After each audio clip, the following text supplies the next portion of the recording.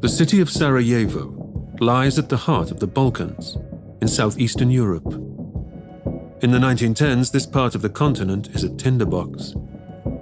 It may be 500 miles from the Austrian capital, but for the ruling imperial family, the Habsburgs, maintaining control of Sarajevo is high on their priority list. Today, on June the 28th, 1914, the city is preparing to host a state visit from the Emperor-in-Waiting, Archduke Franz Ferdinand. It will go down as one of the most significant days in global history. My name is Paul McGann, and welcome to Real Dictators, the series that explores the hidden lives of tyrants. You'll be right there in their meeting rooms and private quarters, on the battlefields and in their bunkers, up close and personal with some of history's most evil leaders. In this episode, we continue the story of Adolf Hitler's early years, the period that saw him rise from a childhood of obscurity to a young adulthood of rebellion and treason. From Noiser Podcasts, this is Real Dictators.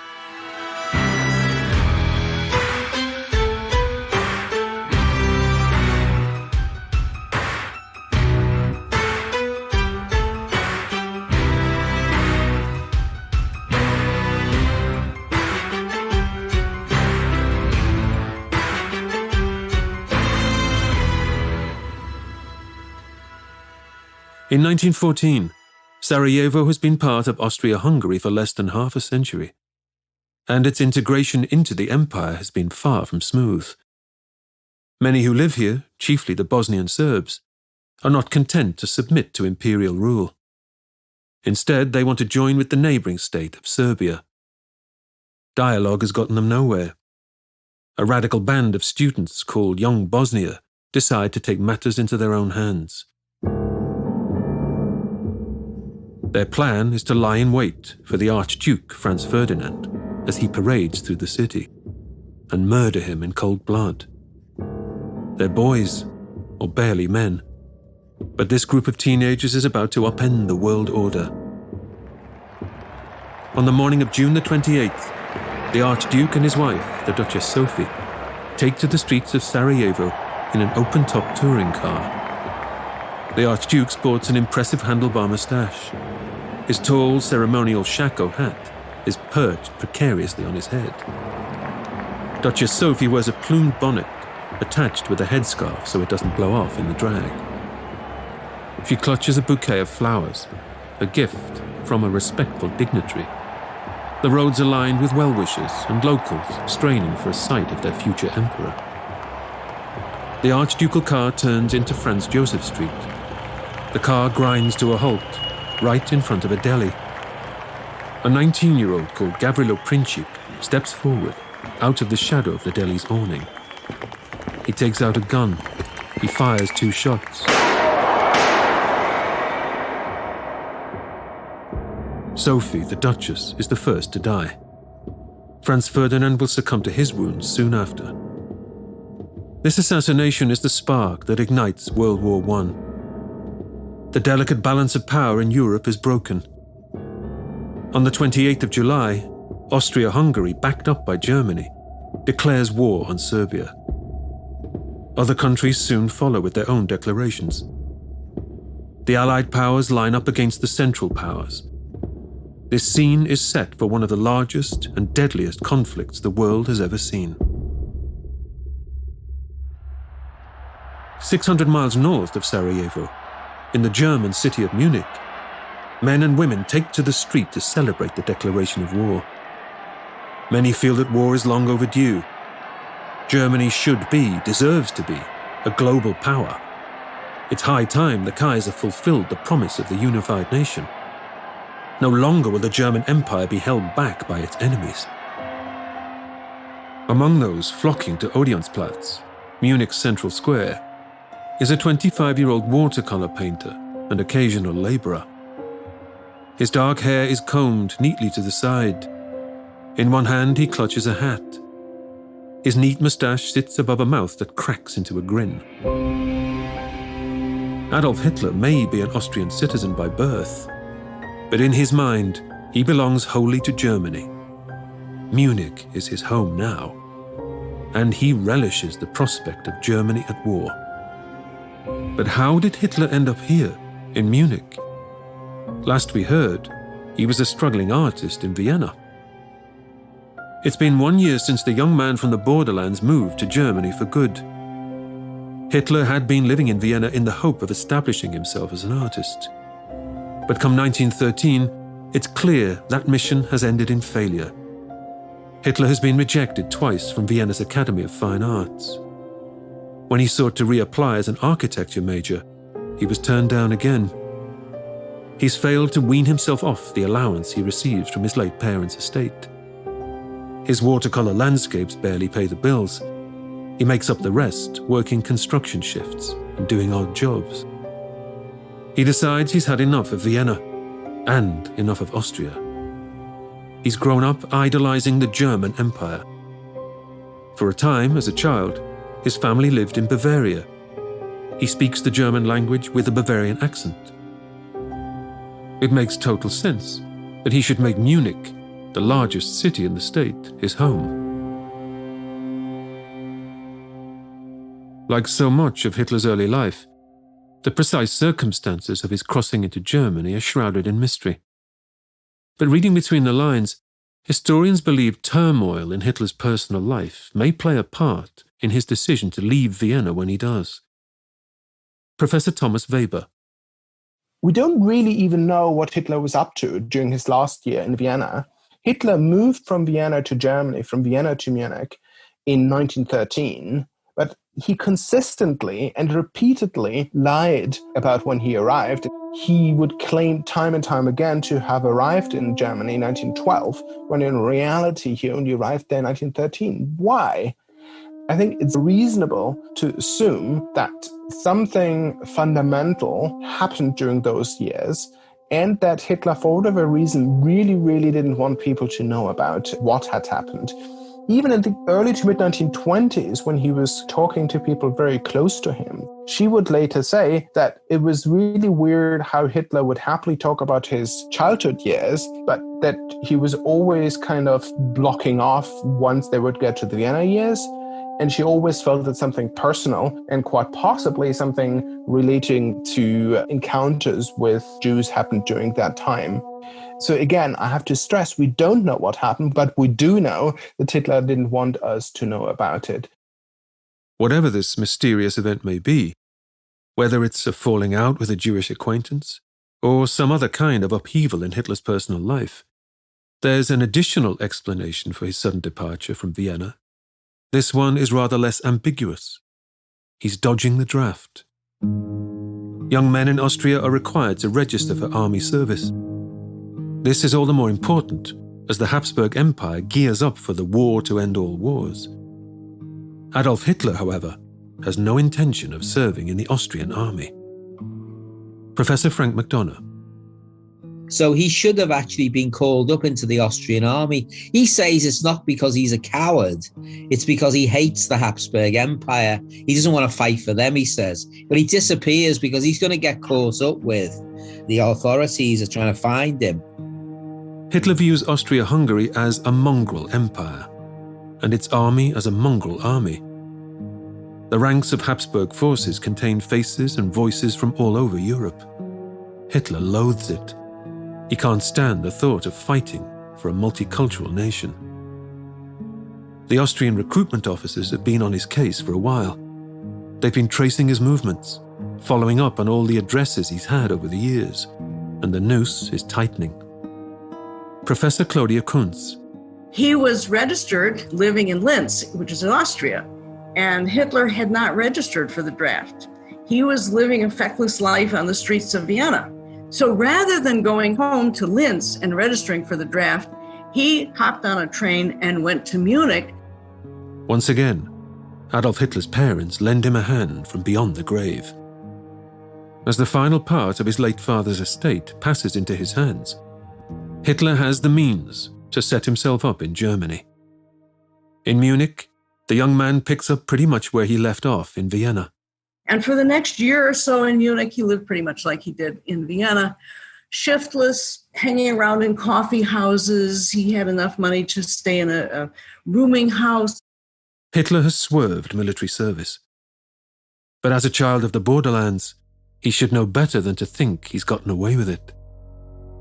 The border between the two empires is fairly porous. People pass to and fro all the time. The Austrian recruiters are more than capable of tracing Hitler to Munich. They catch up with him once again. Fate caught up with him. Hitler in 1913 was found out. The Linz authorities contact the consulate. They discovered Hitler. They brought him in. They said, okay, you've got to register for the draft or face prison. Hitler was pulled wires. He did everything he could. Finally, the day came when he had to report to the Austrian consulate in Munich. And they said, no, you have to be drafted. They insist that he travels back over the border to the Austrian city of Salzburg to be assessed by the recruiting officer there. Hitler finally did agree on presenting himself for a military medical exam across the border in Salzburg, so back in Austria, and that resulted him receiving a military exemption on medical grounds. To be drafted and to be actually taken into the army, you have to pass a physical. And Hitler flunked his physical. So he escaped the draft. He gets off with a doctor's note saying that his chest is too bad. He's got a chest complaint. So the great rabble-rousing dictator actually serves as unfit to become a soldier. Whether or not he, objectively speaking, was too sick is difficult to say, but it's unlikely. It's more likely that even though this is just a few months before the First World War, I think in a way they could see here was a guy who was extremely unwilling to serve, and it was just easier to give him a medical exemption than to do anything else. Adolf Hitler is free to resume his carefree Munich lifestyle. A year later, in 1914, the declaration of war finally comes. And everywhere in Europe, people sensed that a war was going to come. After the Archduke Francis Ferdinand was assassinated in Sarajevo in June of 1914, tensions ran high. How could the successor to the Austrian Empire throne be murdered without something happening? At the end of July, war was declared. Hitler rushed to the center of Munich, joined the throngs of people, cheering that the war began because it came as a relief. This is a generation that had never known war. All they had was the glorious pictures that they learned in their history book. One fateful photograph captures this moment. The crowd gathers in Odeonsplatz in Munich, celebrating the declaration of war. In their midst, Adolf Hitler. In later years, this photo will become central to Nazi mythology. Hitler will track down the photo and have it published far and wide, claiming it as proof of his unshakable commitment to the German military cause. And years later, Hitler asked his private photographer to look over all the pictures of the crowd in Munich, in downtown Munich, cheering when the war came. And finally, with a magnifying glass, his photographer, Heinrich Hoffmann, found a picture of Hitler with a big sort of handlebar mustache, cheering in the crowd. This photograph started to be used by Nazi propaganda in the late 1920s, and the reason why they used this is because it kind of personified or epitomized this idea that Hitler was just a man in the crowd. He was just an ordinary German, and it was the experiences of those 4 years that brought this man from the crowd into being the leader of Germany. Hitler may have dodged the draft, but that's not to say that he's a coward. Despite his maneuverings, he's not actually opposed to the idea of joining up as a soldier. In fact, he relishes the prospect of taking up arms. It's just that for him, it's crucial who he fights for. Germany and Austria may be on the same side, but as far as Hitler is concerned, there is only one empire to which he'll attach his colors: the German Empire, all day long. Adolf Hitler served in the German armed forces during the First World War, which is extremely strange because Hitler was, in fact, until 1932, no German citizen. So why would this Austrian citizen serve in the German armed forces? He sees himself as German, and he also sees Austria as German. He thinks Austria should be united with Germany, something that he achieves later on. So it's kind of like natural for him not to want to fight for the Habsburg Empire. And so he says he far prefers to fight for Germany. Munich's conscripts are part of the Bavarian army. The Bavarian army is a subsidiary of the German forces. So it's the Bavarian army Hitler wants to be part of. He wanted to fight for Bavaria, he wanted to fight for his country, and he wanted to live out the heroic life he'd read about when he was a boy, reading about history. As a kid or as a teenager, as someone growing up in the borderlands of Germany and Austria, he genuinely thinks that all Germans belong under one roof, that Austria-Hungary as this multi-ethnic dynastic empire is just a kind of weird thing, and that he definitely does not want to serve them, but he wants to serve the fatherland. He wants to serve the country that would hopefully, if victorious, help to bring all Germans together under one roof. So he volunteers. Among circumstances that have never been quite resolved, he's being accepted into the Bavarian army. Because, of course, technically they shouldn't have really allowed a foreigner to serve, but they did accept him. We don't quite know whether they just didn't look at whether he did have German citizenship, whether Hitler's claim that he had received special dispensation from the office of the Bavarian king is true, or whether just the expectation of local recruiter was, well, look, Austrians are Germans, and we can really use any volunteer. However that might have been, Hitler ends up in the Bavarian army. Like many boys at the time, Hitler was raised on tales of military heroism and German greatness. But it's one thing to read romantic accounts of war. It's another thing entirely to become a soldier yourself. He, of course, has never been trained at this point, so he is trained over the next few weeks, both in Munich and in a military training ground outside of Munich. And then in late October, he's being sent together with this newly established unit, the 16th Bavarian Reserve Infantry Regiment. He's being sent to Belgium, and it is then there that his regiment would serve throughout the war.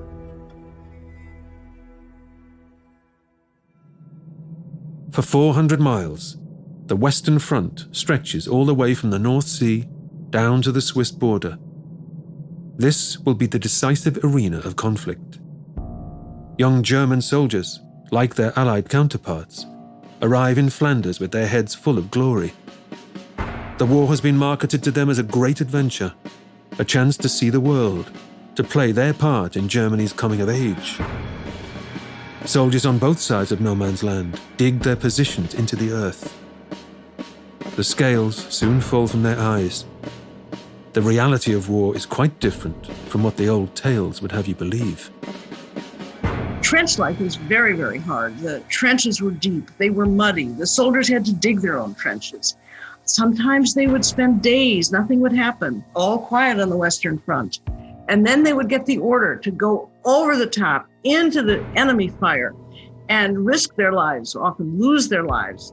And then the battle would be over. They dig new trenches. They would return. So there were sometimes days when nothing would happen at all. And there they would be stuck in their trenches, deep in mud. At 25, Hitler is slightly older than many of the recruits. He is happy to serve. Hitler never achieved his goals as an artist. His adopted fatherland means everything to him.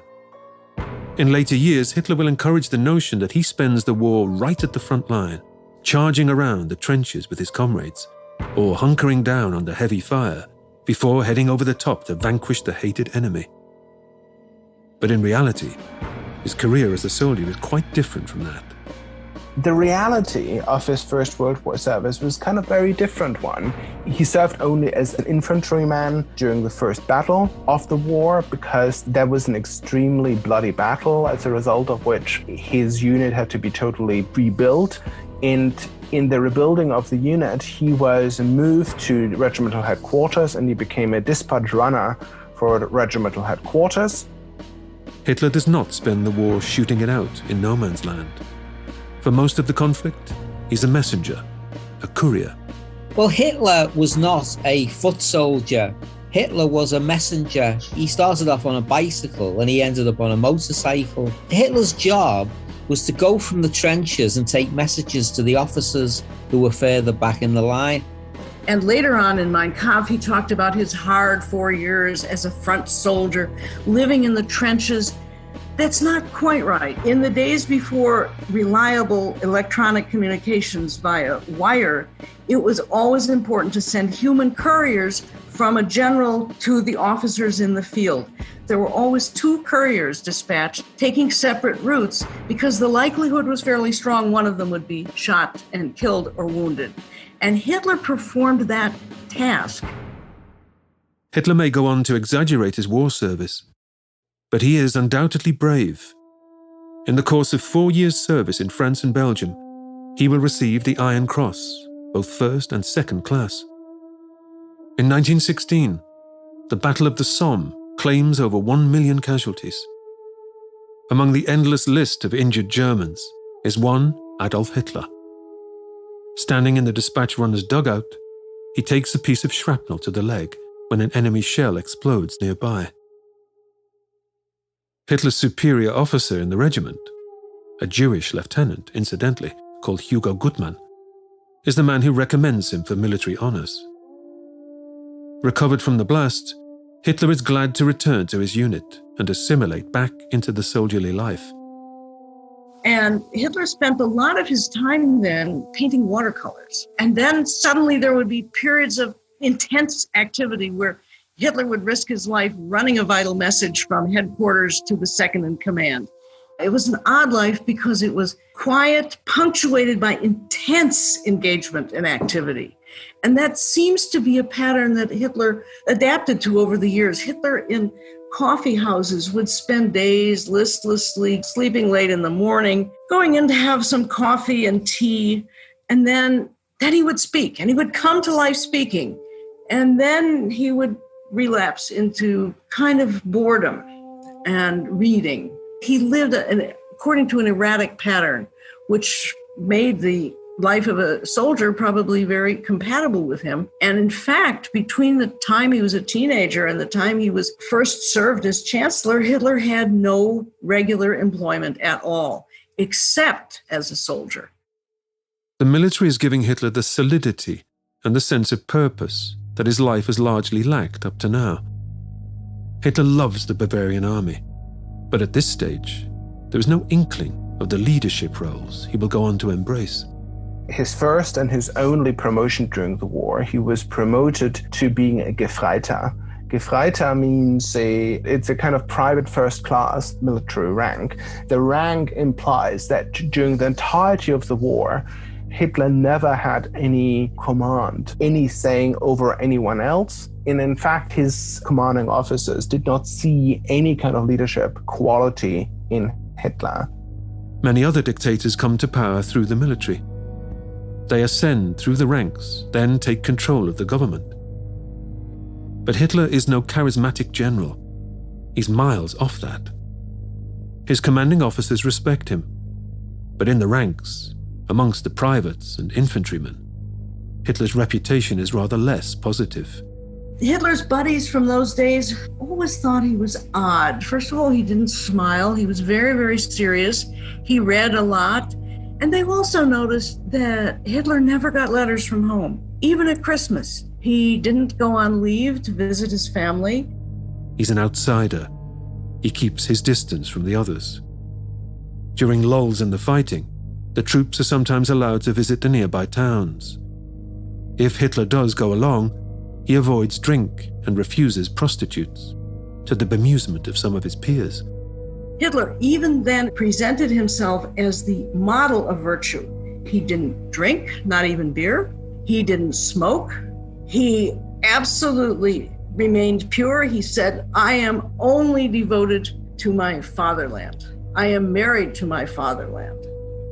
As a vegetarian, a non-smoker, a sexual abstinent, he was this image of virtue, of self-discipline, which of course doesn't match his actual lack of self-discipline. He never kept a schedule. He couldn't keep his record straight, but he emphasized over and over again, he was so uncorruptible that he never even had a bank account. he presented himself as the epitome of high morality. Within a few months of Hitler's having become a soldier, it was Christmas time. And that first Christmas in 1914 was famous because without any particular coordination, there was silence up and down the front, a couple of thousand miles of front. And the soldiers from both sides declared an informal Christmas truce. They didn't fire, they put up white flags, and they got together in a kind of soldierly way to celebrate their common Christian holiday. Hitler thought that was treason. He said he would not go near such a sign of weakness, and Hitler hated it. But in that, he was almost alone. Most of the soldiers still felt some kind of camaraderie, even with the enemy soldiers, not for Hitler. The story Nazi propaganda would tell of the relationship of Hitler and the men of his regiment was that he was extremely well liked. The story is being told as a kind of band of brothers where everyone saw him as one of their brothers and where everyone developed politically like him. The reality was very, very different. The reality was that the men in the trenches, or at least a lot of them, saw him as an Etappenschwein, literally as a rear area pig. Rear area pig, Etappenschwein in German. That means someone who takes it easy, away from the real fighting. Those consigned to the trenches at the front think Hitler has got it easy. What the fellow soldiers say is that he sits around all day, waiting to take a message, because there weren't messages all day. He's about 27. They call him Uncle Dolph because they say he seems to be a man who's in his mid-40s in his outlook on life. So he's a very unusual soldier, really. He's not one of the lads, if you know what I mean. Being a dispatch runner is no free pass, but it's a damn sight better than spending day after day, week after week, sinking into blood-stained mud. At least Hitler has a bed. At least he sleeps with a roof over his head. The man in the trenches thought that Hitler had a cushy job. Here are all these kind of lazy guys behind the trenches to have a cushy life, but because they schmooze with the officers, they get all the honors, while none of us who are in the trenches and who are far more courageous get any of that. And it was because of that they saw in Hitler a Etappenschwein. Indeed, Hitler's wartime comrades will continue to cold shoulder the Austrian Gefreiter long after the end of World War I.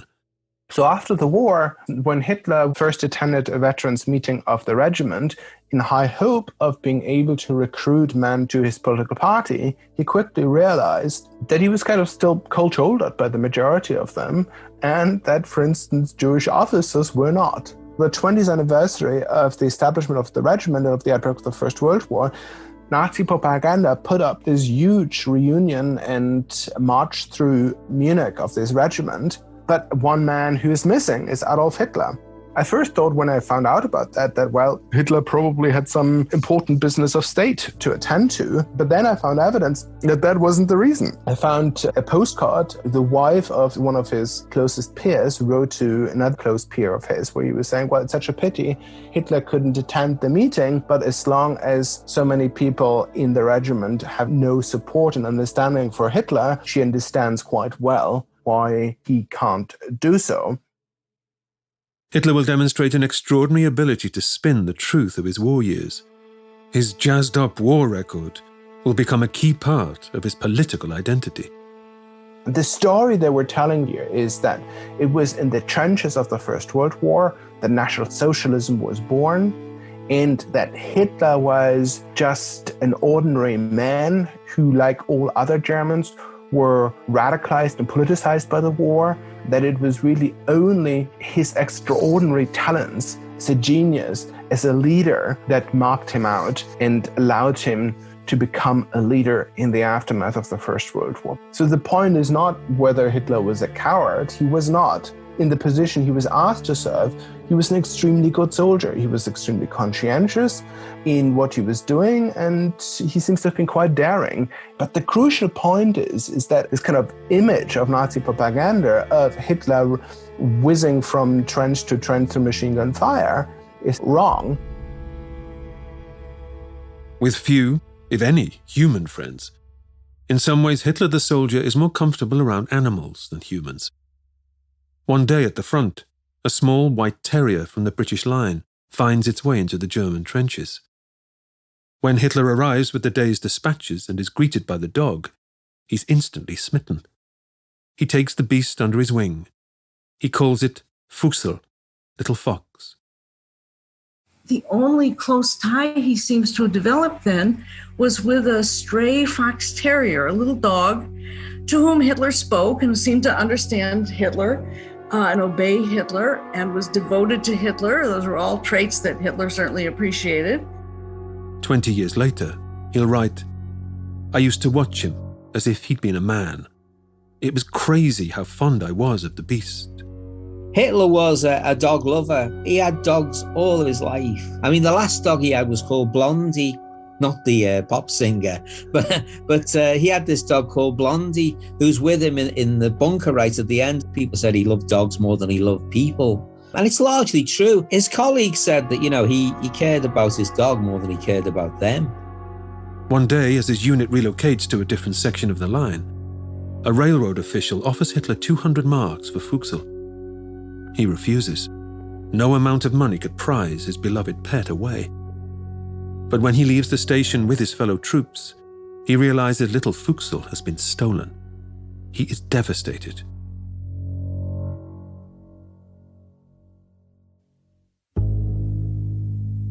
The war drags on and on. By 1918, 4 grinding years are finally approaching something of a conclusion. Hitler served unusually long in the war, right from the start to the end. So many people were broken by the war, but not Hitler. He continued to function and to function well right until the summer of 1918. But it seems that even then, finally, it broke Hitler as well. On October the 14th, as on many other days, Hitler is dispatched to the line with his usual messages. A gas shell arcs through the air above the German soldiers.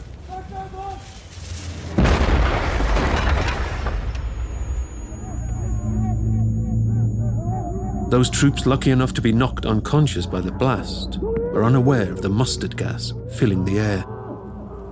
As the yellow haze clears enough to make out the scene, the wounded cover the floor. Adolf Hitler is among them.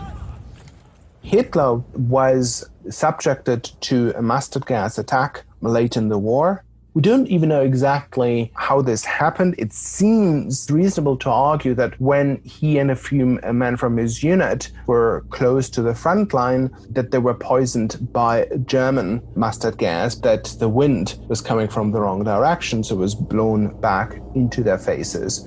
Hitler, as well as a number of other men, were exposed to mustard gas. They were taken back by medical orderlies to their own lines. And from there, they were taken straight to field rest station and from there back to Germany. Hitler declared later he was blinded. He passed out. He woke up in a field hospital and he couldn't see. Several days later, far from the battlefield, over 600 miles away, in the small town of Pasewalk in northern Germany, a cold, salt breeze blows in off the Baltic Sea, rattling the doors and windows of a German military hospital. Inside, on one of the wards, Adolf Hitler sits propped up in bed. Around him, the bustle of nurses and doctors treating the wounded. The effects of mustard gas can be debilitating. It can cause permanent damage to the eyes. It's very painful. It makes the skin burn and itch. Hitler will later describe this moment as his lowest ebb. Blind and in agony, he's a victim of war. Hitler is undoubtedly incapacitated. But it may well be that his injuries are psychological rather than physical. We should ask ourselves, so what really did happen? Yes, Hitler was exposed to mustard gas. There are strong indications that Hitler was treated for psychosomatic blindness.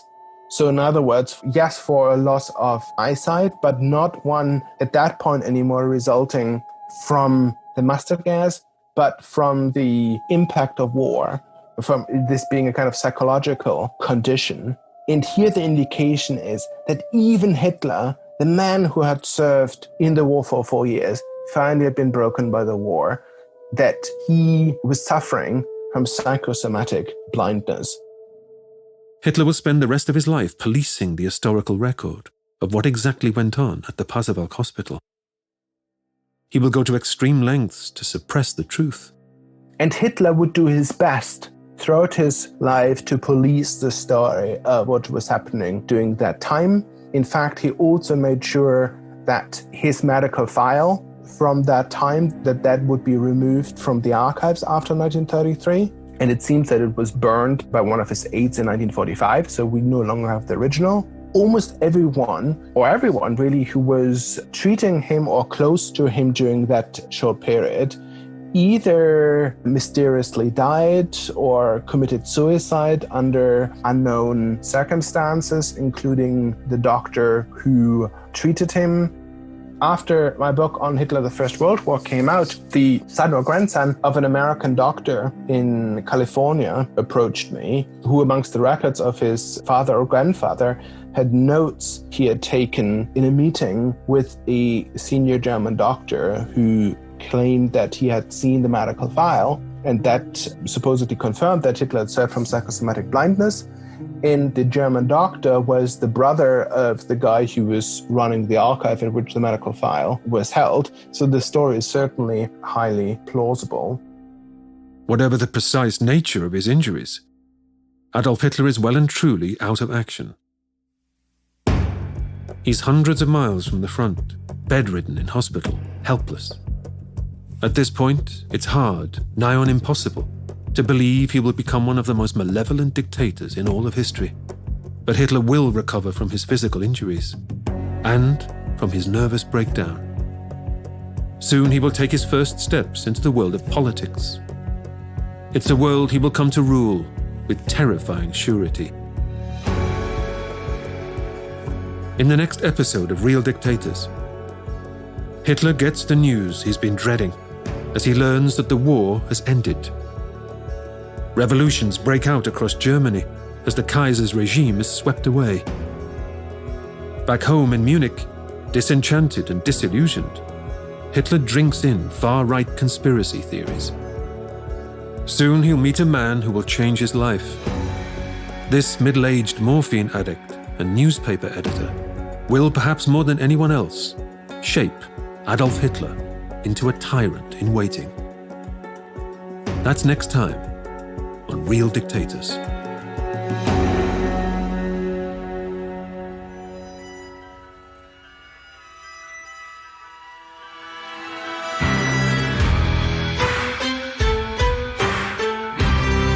Real Dictators is presented by me, Paul McGann. The show was created by Pascal Hughes, produced by Joel Dudell. Editing and music by Oliver Baines, with strings recorded by Dory McCauley. Sound design and mix by Tom Pink, with edit assembly by George Tapp. Follow Noiser Podcasts on Twitter for news about upcoming series. If you haven't already, follow us wherever you listen to your favorite shows or check us out at realdictators.com.